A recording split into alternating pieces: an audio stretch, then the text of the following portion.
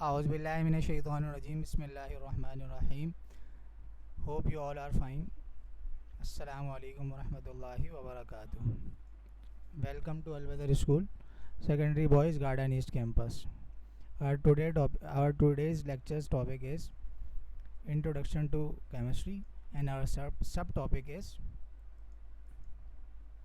Steps involved in getting information in the scientific method.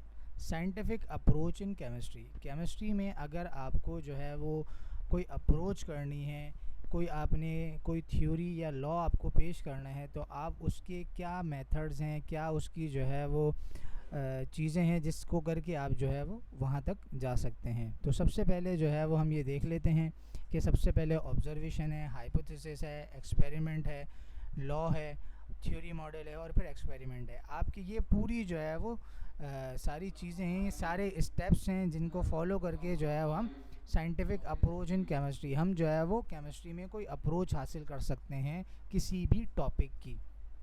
तो सबसे पहले जो हम बात कर लेते हैं ऑब्जर्वेशन की। What is observation? तो आसान अल्फाज में मैं आपको समझा दूं।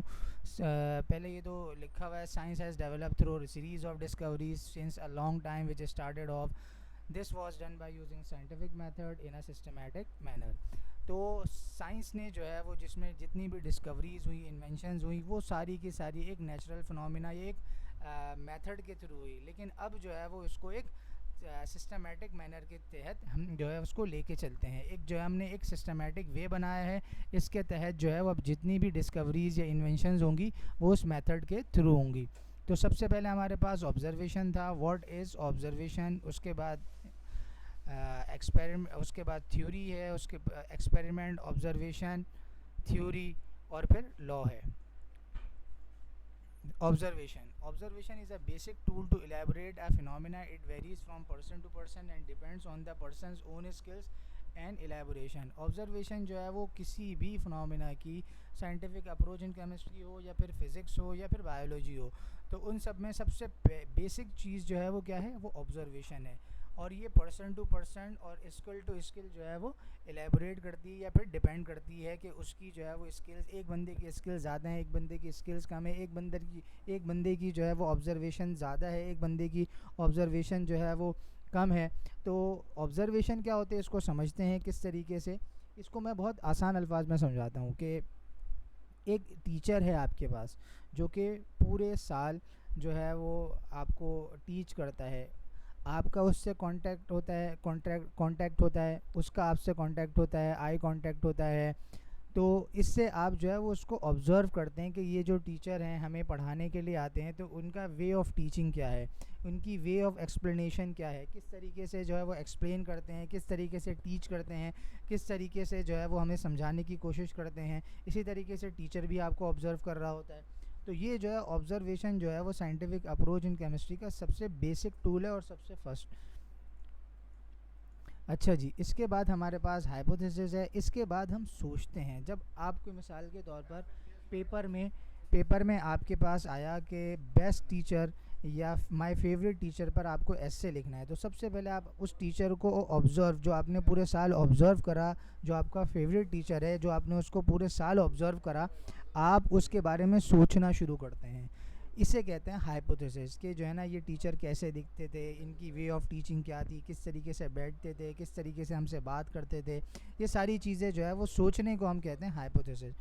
इसके बाद जो है वो हमारे पास नेक्स्ट है थ्योरी। अब आप वो जो आपने जितना भी पूरे साल उस टीचर को ऑब्ज़र्व करा, उसके बारे में सोचा, अब आप लिखना शुरू करते हैं कि जो है वो ये टीचर जो माय फेवरेट टीचर इज़ फलां, माय फेवरेट, इनकी जो है ना ये क्वालिटी है, इनकी जो है इनका वे ऑफ़ टीचिंग ये है। ये सारी चीज़ें आप जो है ना लिखते हैं और लिखने के बाद जो है लास्ट जो है आप क्या करते हैं, इसको सबमिट करवा देते हैं अपने टीचर के पास।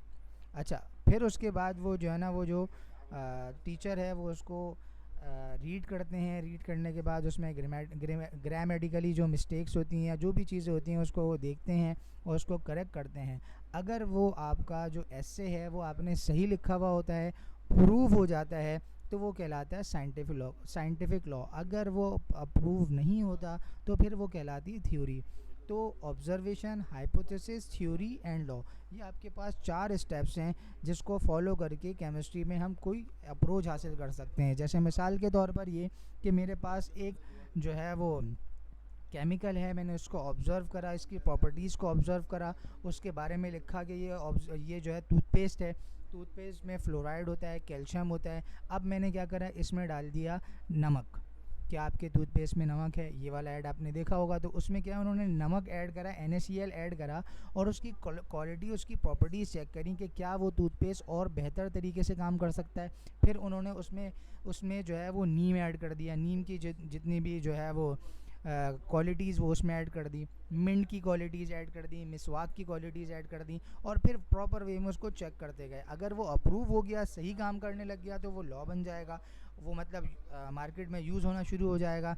इसी तरीके से जो है वो हमारे पास ये 4 स्टेप्स हैं जिसको फॉलो करके जो है हम जो है वो साइंटिफिक अप्रोच इन केमिस्ट्री में कोई भी चीज़ हासिल कर सकते हैं, कोई भी लॉ ये पेश कर सकते हैं। अगर वो चीज़ अप्रूव नहीं हुई तो वो थ्योरी कहलाएगी। नेक्स्ट चैप्टर्स में आपको जो है इसके बारे में डिटेल में बताया जाएगा। सो स्टूडेंट्स, अब जो है एक छोटी सी एनिमेशन है, इसको देख लेते हैं ताकि आपको जो चीज़ें मैं नहीं बता सका या जो चीज़ें जो है वो मुझसे मिस हो गई वो आप इस वीडियो को देखकर समझ सकें।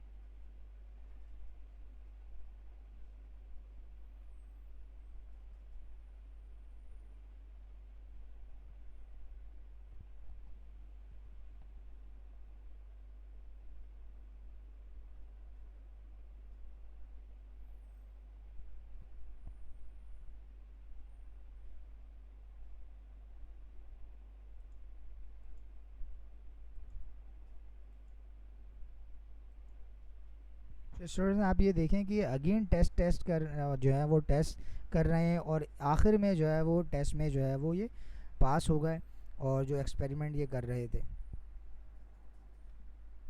अब ये देखें ये वर्क करना शुरू हो गया।